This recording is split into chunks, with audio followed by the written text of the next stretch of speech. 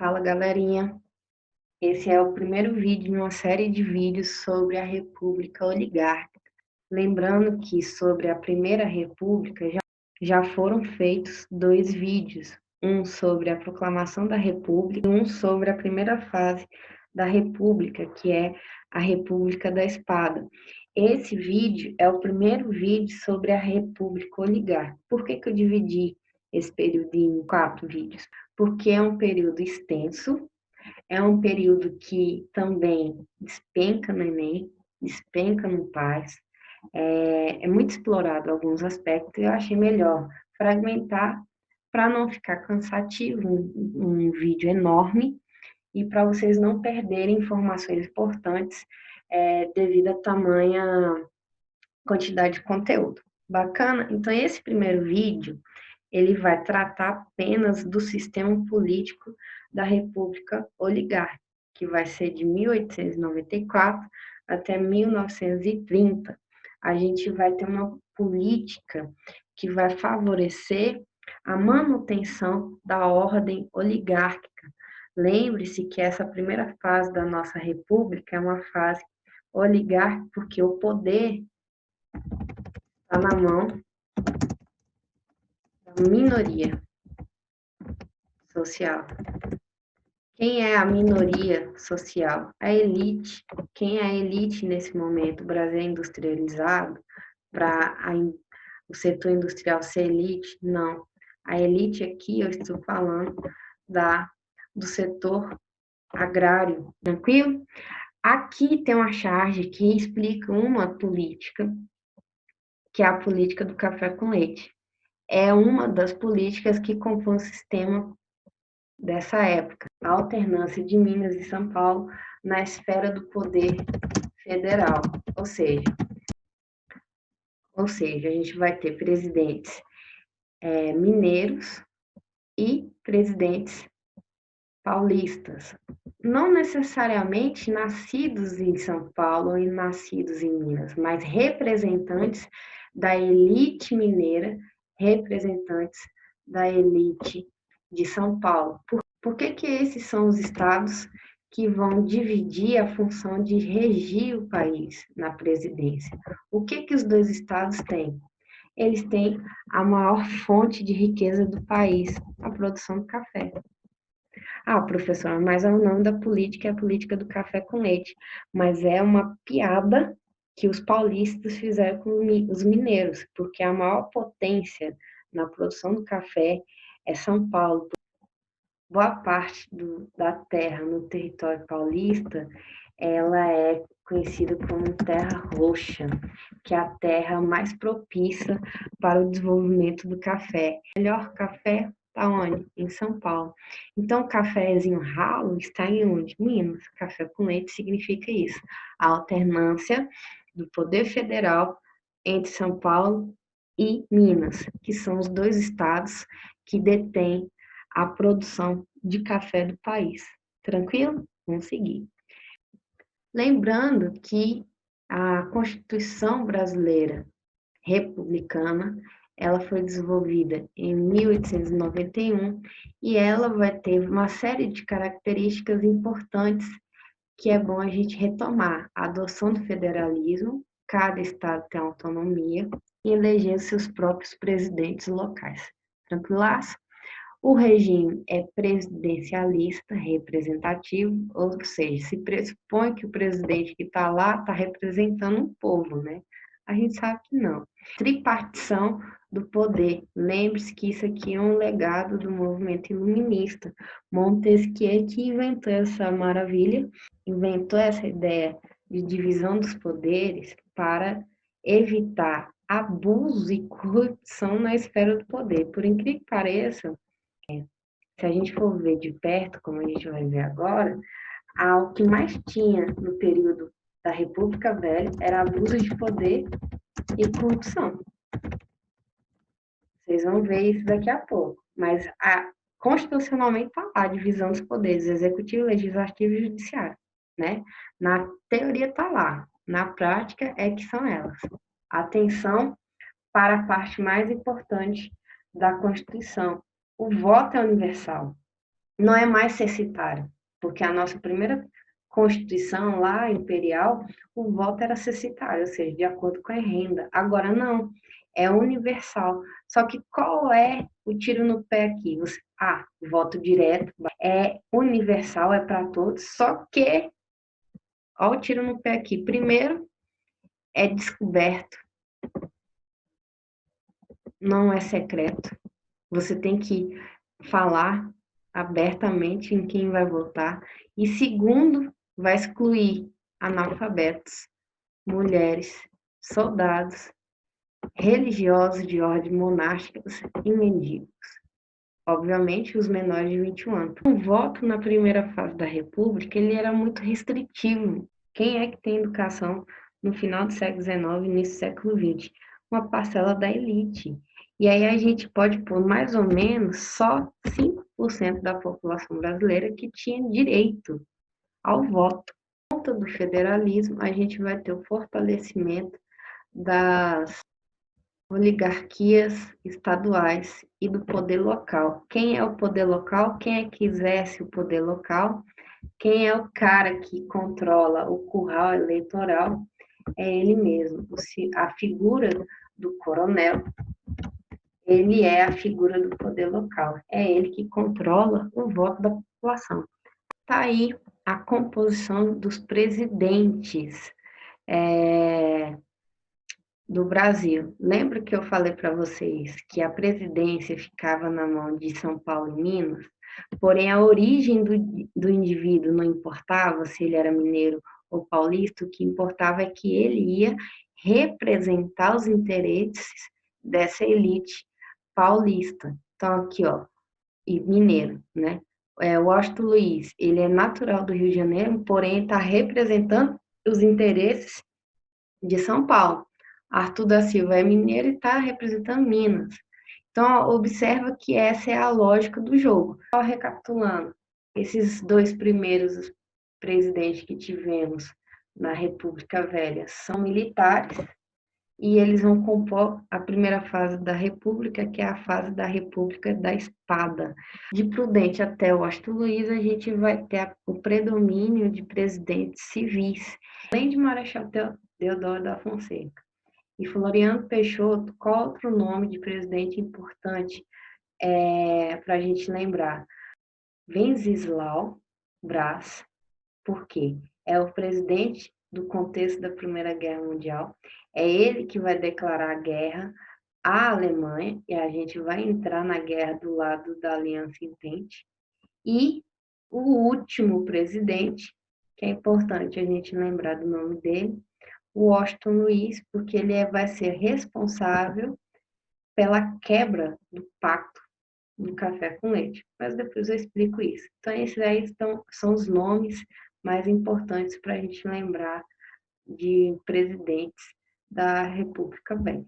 O sistema político da República Velha, ele era totalmente corrupto e baseado numa lógica de interesse de uma elite que queria se manter no poder, doa quem doer. Então, essa charge é uma charge da época. Eu simplesmente coloquei aqui para vocês entenderem o quanto que eles percebiam, os intelectuais da época, né, percebiam, o povo também percebia, o quanto que esse sistema era corrupto. Tanto é que eles tiveram capacidade cognitiva de desenvolver essa charge na época. Observa aqui que essa mulher está representando a soberania popular. Esse daqui é o político, e o político está com o cabresto. O que é o cabresto? É esse cordão aqui em volta do pescoço do eleitor, que está sendo representado com cara de burro.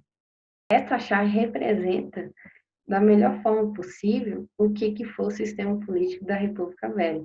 Você vai ter um político controlando o voto do eleitor, então você não tem liberdade política, você vota em quem o coronel quer, em quem o prefeito quer.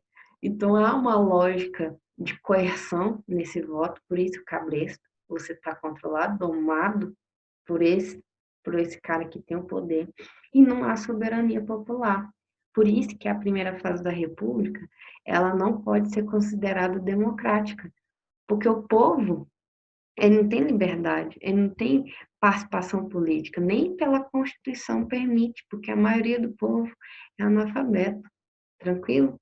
E isso vai fazer com que as decisões através do voto fiquem a cargo de uma oligarquia que já está no poder desde quando o Brasil é Brasil. Entender o sistema político é facinho, velho. Facinho. Vamos fazer isso junto para não ter medo de ser feliz.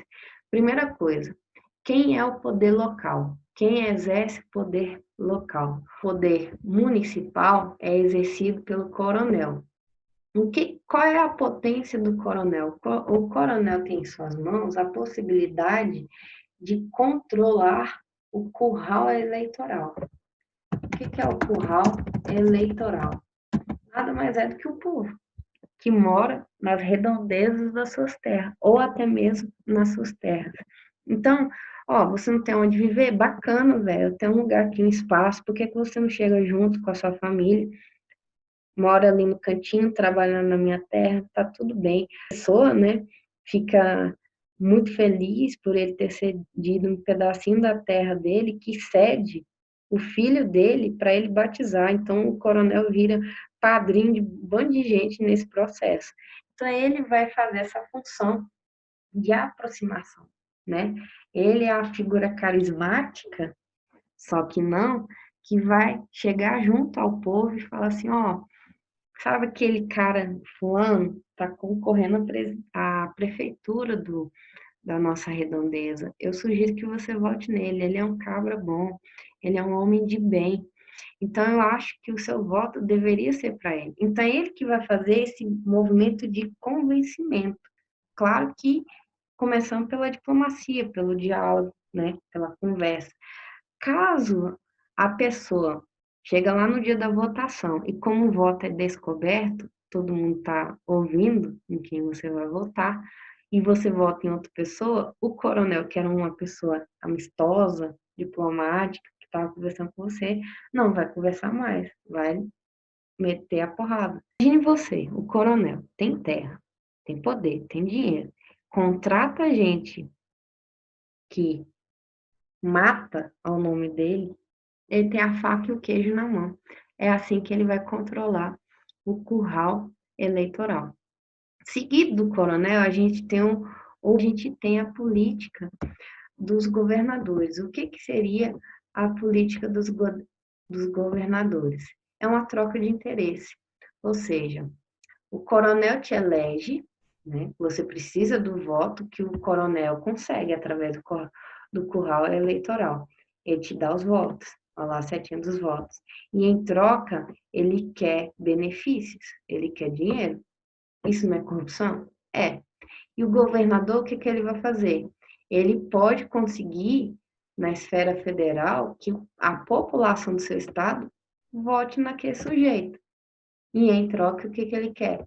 Apoio político e financeiro. Isso aqui nada mais é do que a legalização de um sistema de corrupção. Literalmente.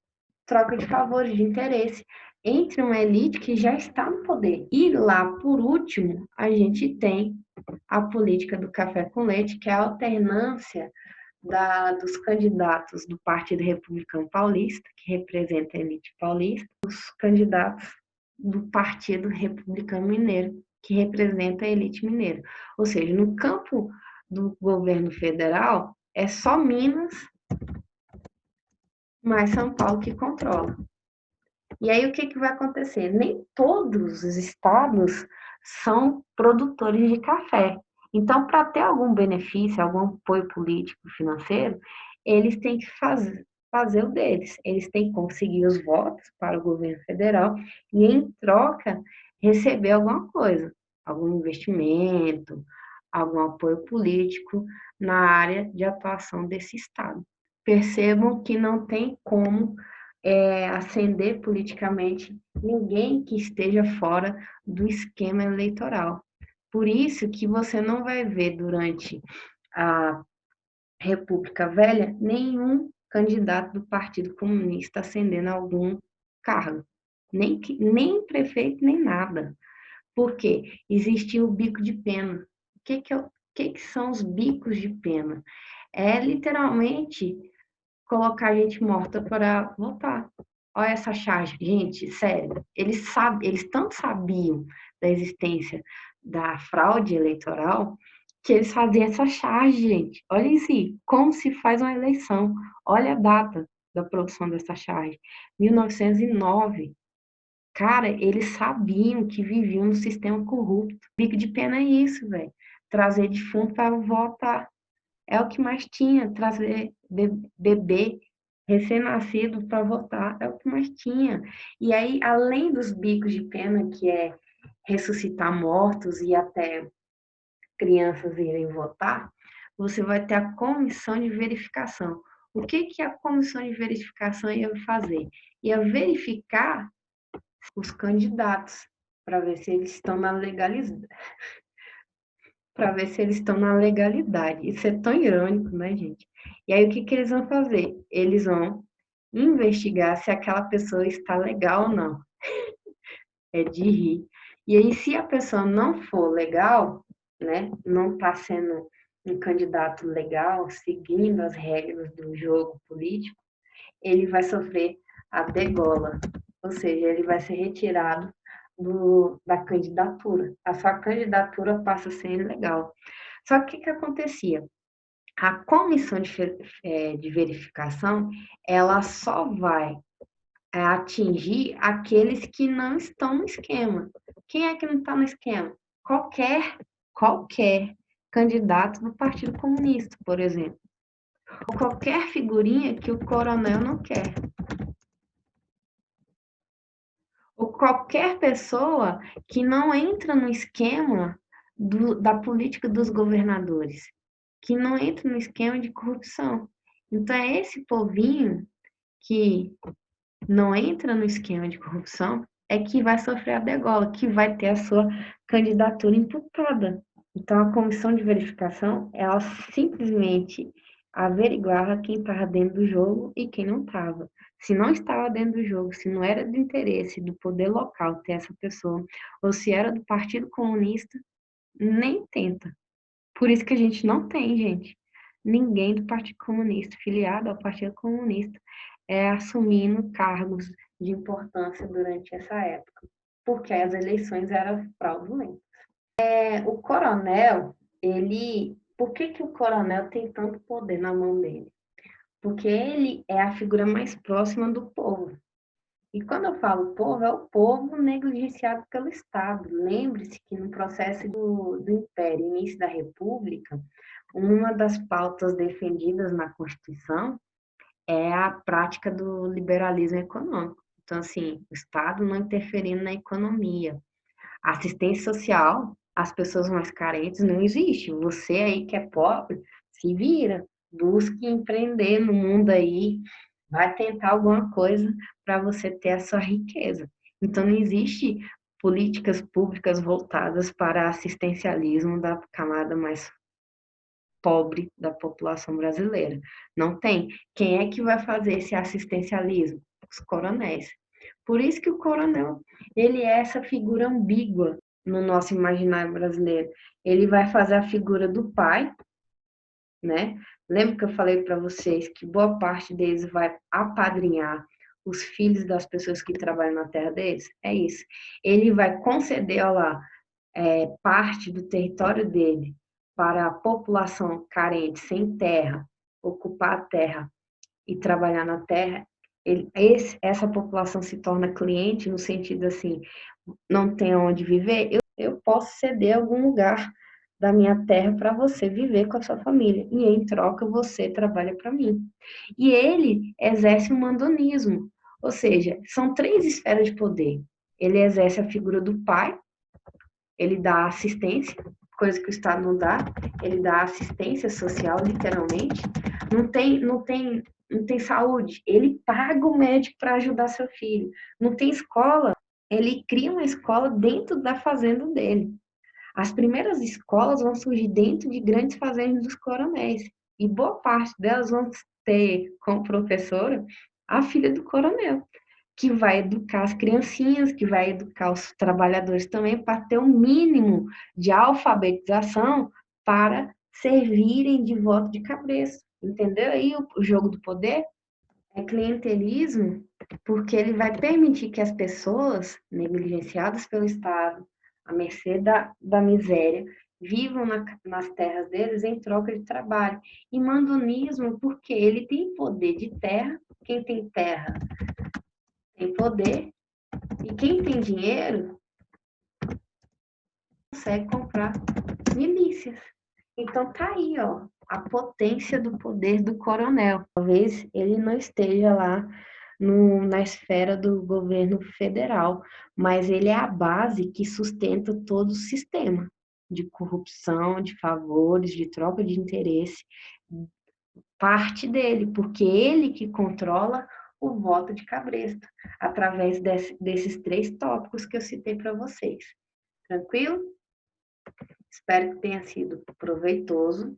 Percebo que o vídeo foi pequenininho, mas é essencial que vocês retomem essas temáticas a fim de ter um bom rendimento nas provas e também nos processos seletivos. Bora aprofundar esse tema aí e fazer exercícios. Tranquilo? Tchau, até o próximo vídeo.